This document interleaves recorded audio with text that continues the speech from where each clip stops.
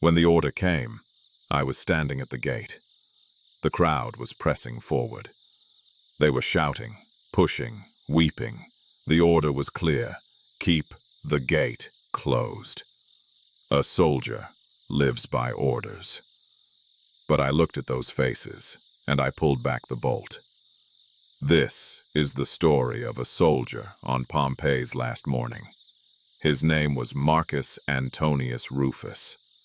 23 years in the legions. First on the northern border posts, then south, and finally here, at the Pompeii garrison. A good soldier. He followed orders without question. Questioning was not soldiering. When he woke that morning, he didn't know. None of us did. That day, that ordinary 24th of August morning, was Pompeii's last. In this story, you are Rufus. This is your last day. Your eyes open and the barracks is still dark. The man on the bunk above you is still sleeping. No, his breathing is slow and steady. Over the years you stopped hearing it, it became part of the air, but this morning you hear it. Strange. Why this morning? You lower your feet to the floor. The stone is cold. It is always cold. Even in summer it holds the cold, this stone. 23 years of mornings, and your feet know this. They know it now. You stand. You wash your face. The water in the small bowl has sat overnight, and it bites at your skin. You press your hands to your face. Droplets fall from your chin. Wipe. Look again. Your face looks back from the small bronze mirror on the wall. 42 years old. You know this, but each morning the mirror tells you again. Your hair has gone gray, first at the temples, then across the top. Lines have settled into your face, put there by sun and years. Your brows are still heavy. That, not at least. You take the comb. You straighten your hair. Some men think this is pointless, combing hair you'll cover with a helmet. But you do it. You watched your father do it. He said order moves from the outside in. First what is seen, then what is not. 23 years of mornings began this same way. The same cold stone, the same cold water, the same bronze mirror. Routine holds you. It connects one day to the next. Without it, a soldier unravels. Without it, a person unravels. This morning you lived your routine for the last time without knowing it. Putting on the armor took 10 minutes. First the underlayer. Heavy cloth, sleeveless, shoulder to waist. This was the padding between the metal and your skin. Without it, the weight of the plates would open sores within hours. Young soldiers learned this the hard way. Then, the lorica segmentata, iron plates connected and overlapping, heavy and articulated. You seated each plate in its place. You fastened the shoulder sections, locked the chest plates. You could do this with your eyes closed. Your fingers had memorized the straps, the buckles, the hooks. The helmet last. First the padded cap, then the helmet over it. The cheek guards framed your face on both sides. You drew the strap under your chin and clicked the fastening. You stood. The armor was heavy, 15, maybe 16 kilos, but you didn't feel it anymore. Over the years, this weight had become part of your body. When you walked without armor, you felt wrong, too light, exposed. Your fingers touched the edge of the helmet. Cold. It was always cold in the mornings. It would warm through the day with the sun. This touch was habit, a wordless check. Everything in place. Everything in place. A soldier wears armor because armor protects him. That simple. But that day, that last morning, the armor would not protect you. It would do the opposite. You left the garrison. The street was still half asleep. Pompeii in the early morning was like this. A few stalls open, a few people moving. The sounds were thin. The city's daytime noise, not yet built. At this hour, the city felt different. More real, more still. You slowed as you passed the bakery. You passed it every morning. Every morning the same smell came from that narrow doorway. Bread, warm and heavy and full. The kind of smell that does something to your stomach. It always pulled you in.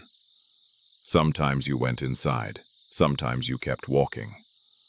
This morning the baker was standing in the doorway. a middle-aged man, flour on his hands, looking out at the street. He saw you and nodded. He knew you. He knew the garrison soldiers. He'd learned them over the years.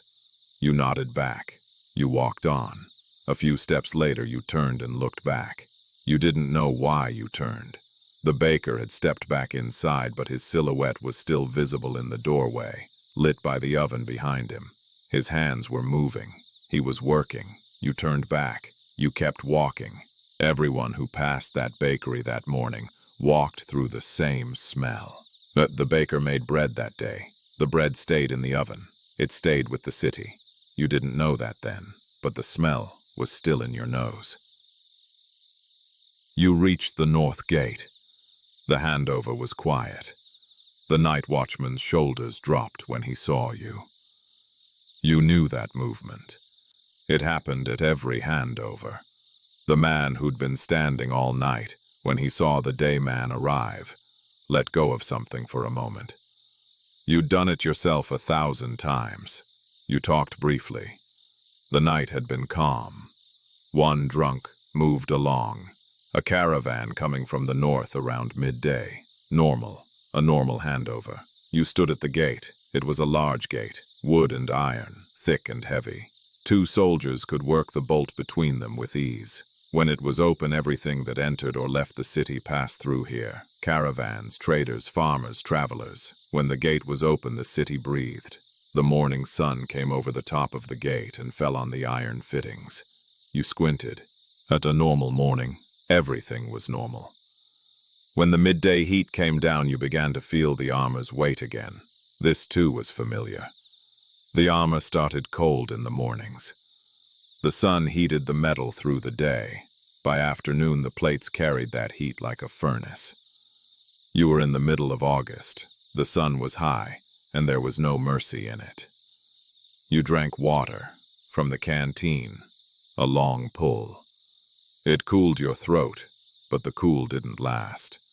The armor kept warming. Your watch partner came to stand beside you. He was young, 20 years old maybe. Newly arrived at the garrison. He had that look young soldiers have when they've found something they care about. Watching everything, learning from everything. You talked. Not much. You don't talk long on watch, your attention wanders. But something. And about the caravan coming from the north, about the evening meal, about the garrison's new soup, which was bad in a very specific way. You both laughed, briefly.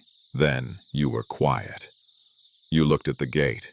You looked at the city. Watch is the art of waiting. You wait, but you wait ready. You hold your attention without exhausting it. 23 years taught you this. This morning that waiting had never felt so heavy. When you heard it, you didn't understand it at first. It came from the ground, or from the sky, from somewhere between them, as if the earth beneath you and the sky above you did the same thing at the same moment. Deep, sharp, enormous. The whole city shook. The iron of the gate shuddered. The stone under your feet shuddered. You looked at your watch partner. He looked at you. Then you both looked north. Vesuvius was there, where it always was, but it wasn't. The mountain's peak was gone. In its place, something was rising into the sky, black and gray, shaped like a fist opening, climbing at a speed that made no sense. Within minutes, it had begun to swallow the sky. The sun dimmed. In the middle of the day, the sun dimmed. You stood at the gate and didn't move. Froze is the right word. Your legs received no signal. Your hands received no signal. You just looked. How does a human eye process something this large? It doesn't, it just looks. When the first stone fell, you moved. It was small, the size of a walnut. It hit the paving stones a few feet from where you stood. Then another, then more. The sky was raining stones, pumice, light but constant. Sounds came from the city, shouting, running, children's voices, and then people poured toward the gate. Disaster doesn't arrive all at once. First the sound comes, then the sight, then understanding. This process takes a few seconds. In those seconds, a person freezes. 23 years of military training cannot shorten those few seconds. People came from every direction. The gate was the city's north exit, and the north road ran away from the mountain. Everyone knew this. Get away from the mountain. Get out the north gate. Run. That was all. And dozens, hundreds of people converged on this gate at the same moment. As the crowd grew, the noise grew. People pushing each other, people falling, people shouting. A woman carrying a child, the child crying, the woman not crying, her face set hard. An old man leaning on a staff trying to walk, the crowd pulling him along. Two young men running fast, moving through whatever was in their way. They came through the gate. The first people passed. Your watch partner had stepped aside. You did the same. Let them through. Let them through. Then the messenger arrived from the garrison, the commander's man, sweating, red-faced, out of breath. He stopped in front of you. It was an order, short and clear. Close the gate. The crowd is uncontrolled. There's a crush. People are being injured. Close the gate. Establish order. Then controlled passage. The man left. You stood at the gate. The order came. The order was clear. A soldier lives by orders, dies by orders. 23 years this was true. You didn't ask, you didn't question, you acted. This wasn't weakness, it was discipline. Without discipline there is no army. Without an army there is no city. But you were standing at the gate, and the crowd was still coming. Your hand moved to the bolt. The iron bolt was cold. Your palm closed around it. You had pushed this bolt shut hundreds of times. Your muscles had this motion memorized. Push, and it closes. That simple. But you didn't push. You paused. 1 second, maybe 2. You looked at the people passing through the gate. The old man was still there, leaning on his staff, his feet dragging. The young man beside him, son or neighbor, hard to say, was pulling him forward. The old man's face was turned toward the ground, watching his own feet. There was a child with its mother. She held it tight against her, its feet barely touching the ground. She was almost running. The child was looking back. You didn't know why. Maybe something left behind. Maybe just looking. There was a man alone, blood on his face. He'd fallen maybe, or been struck by someone running past. He didn't know about the blood. He wiped the back of his hand across his forehead, looked at it, kept moving. You saw these things, and you didn't pull the bolt. You took your hand off the bolt. You stepped back. The gate stayed open. Your watch partner looked at you. You looked at him. He didn't move to the bolt either. People kept coming through the gate. You didn't count. You didn't try to count. You stepped aside and let it happen. Let them through. All of them. The sky was no longer daytime. It had taken on a yellow tinge, dirty and wrong. The sun was still there, but it looked like it was behind glass, flat and dim. The stones kept falling, small and light, but they were accumulating. On the ground, on shoulders, on top of your helmet. Every few minutes you shook your head to clear it. The crowd thinned. Slowly, but it thinned. The people coming from inside the city came, passed. Then fewer came, then fewer. At one point no one was there. A brief moment. The gate was open and no one was in front of it. In that moment you looked into the city. The streets were empty, abandoned. Some doors had been left open. A cart had tipped over, its load scattered across the street. No one had stopped to pick it up. In the distance a dog was running, straight and fast, not turning. You heard Pompeii's silence for the first time. What it sounded like with no one in it. There was wind, the sound of stones falling. Somewhere water was running. A fountain maybe, still going. An empty city is louder than a full one, because the only sound you hear is your own. And that sound has never felt so alone. The air changed. First came the smell, not quite burning, something else. Sharp and heavy and foreign. Your nose caught it and your stomach did something.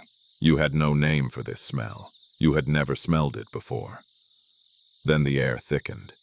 You felt it breathing. The air was the same air, but it didn't feel the same. You coughed. Once. Then again. Your watch partner coughed. You looked at each other. A sound came from the distance, from the mountain. A large sound, compressed and heavy. You felt the earth move under your feet, slightly, just slightly, but you felt it. You looked at your shoulder plate. It was warm, slowly, almost imperceptibly, but it was there. The metal was heating. The sun was out, but the sun didn't heat this fast. This was different. You touched the chest plate with your hand, hot, and a moment ago you could have rested your hand there comfortably. Now you pulled it back after a second.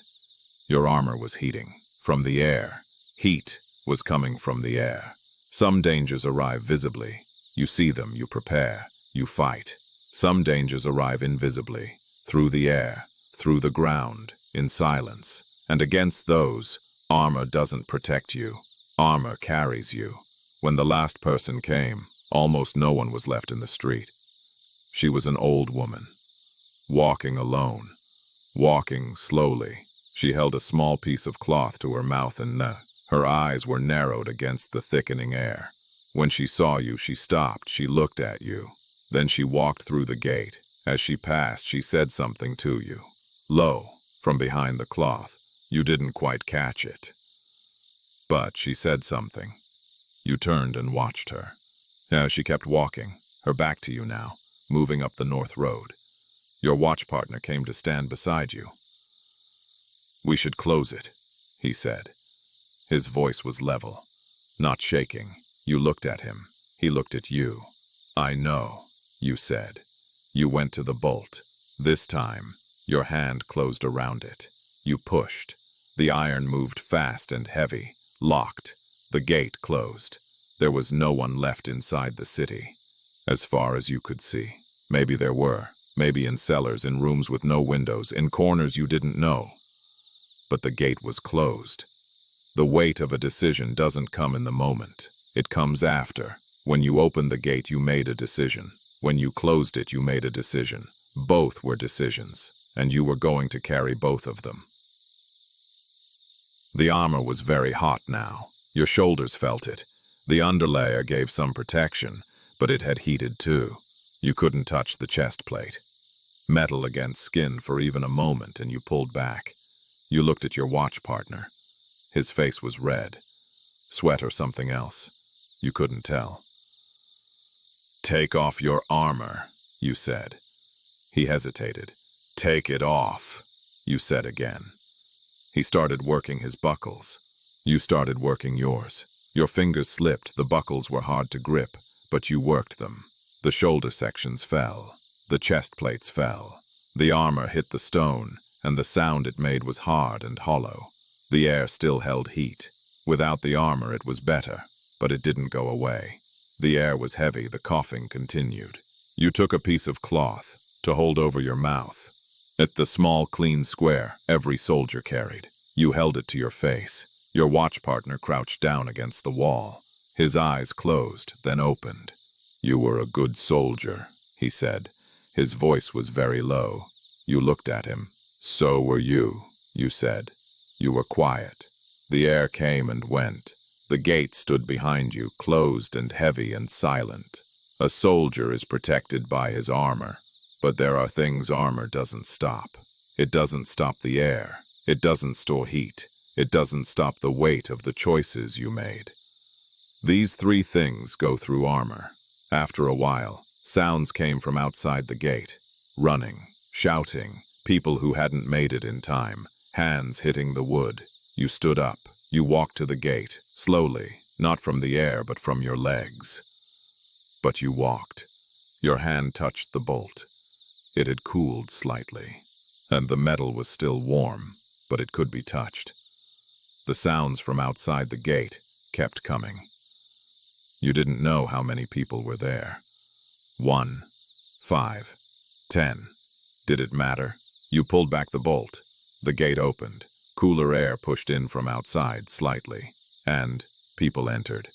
A few of them, breathless, cloths across their faces, covered in dust. When they saw you, they paused. Then they passed through. The last one passed. Behind you, you closed the gate. This time it felt like a final closing. You turned back to the wall. You turned back to your watch partner. You crouched down beside him.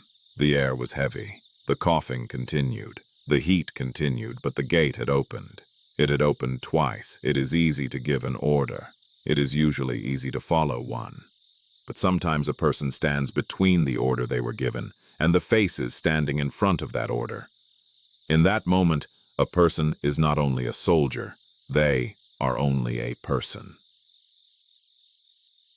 Among the human remains found at Pompeii, analysis suggests that some individuals did not die while fleeing, but while remaining in place.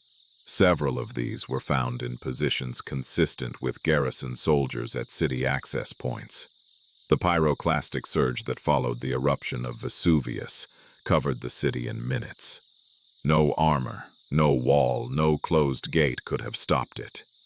Rufus is not a real name, but soldiers stood at Pompeii's gates on that day. Real men. And what decisions were made at those gates in those final minutes, no one knows. What you did at the gate, only you know. Good night.